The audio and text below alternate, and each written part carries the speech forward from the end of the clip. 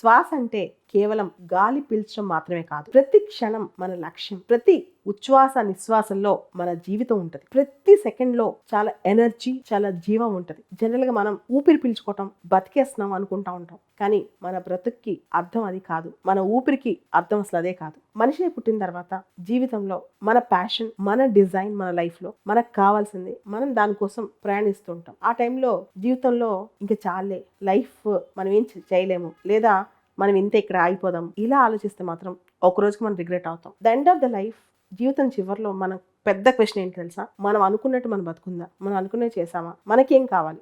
మన గెలుపుకి మన డెఫినేషన్లో మనం గెలిచామా? యూనివర్సల్ డెఫినేషన్ అవసరంలా, అంటే ఎవరో చెప్పక్కర్లా ఇది మన గెలుపు ఓటమి అని. మన డెఫినేషన్ మనమే. ఇటువంటి కథలు, రియల్ లైఫ్ స్టోరీస్, వాళ్ళ జీవితాన్ని వాళ్ళే నిర్వచించుకుని, వాళ్ళ జీవితానికి వాళ్ళే ఒక డెఫినేషన్ రాసుకుని, వాళ్ళకు అనుగుణంగా బతికిన బతుకులు ఎన్నో ఉన్నాయి. రియల్ లైఫ్ హీరోస్ అన్నమాట.